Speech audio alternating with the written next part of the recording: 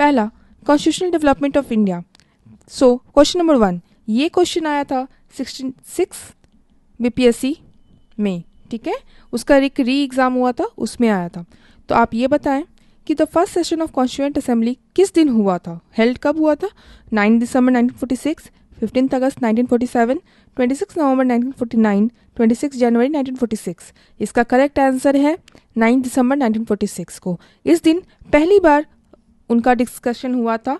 And हम लोग अपने नेक्स्ट क्वेश्चन पे चलेंगे। Question number 2, what was the duration in the making of Indian constitution?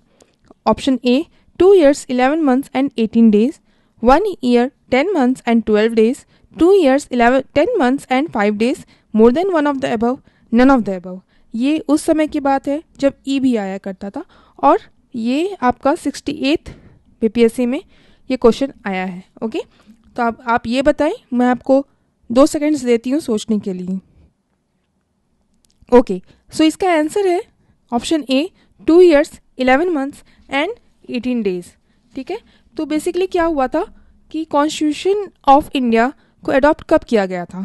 26 जनवरी 1950 को। ठीक है, इसमें 299 मेंबर्स ने कॉन्स्टिट्यूशन को ड्राफ्ट किया है ओवर 3 years, और इसका पहला सेशन आप देख चुके हैं 9 दिसंबर को हुआ था, लेकिन आपका स्टार्टिंग हुआ था 11 दिसंबर 1946 से, जब से डॉक्टर राजेंद्र प्रसाद को इसका प्रेसिडेंट इलेक्ट किया गया था।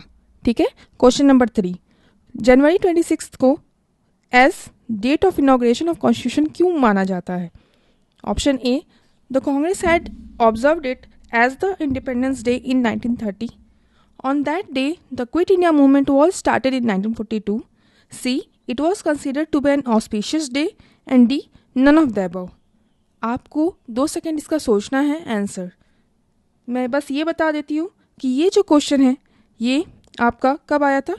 तो 53 थर्ड से 55 बीपीएससी में। ठीक है, चलिए हम लोग इसका आंसर करते हैं। Option A, the Congress had observed it as the independence day in 1930। तो आपको याद होगा कि ये पूर्ण स्वराज डिक्लेरेशन हुआ था।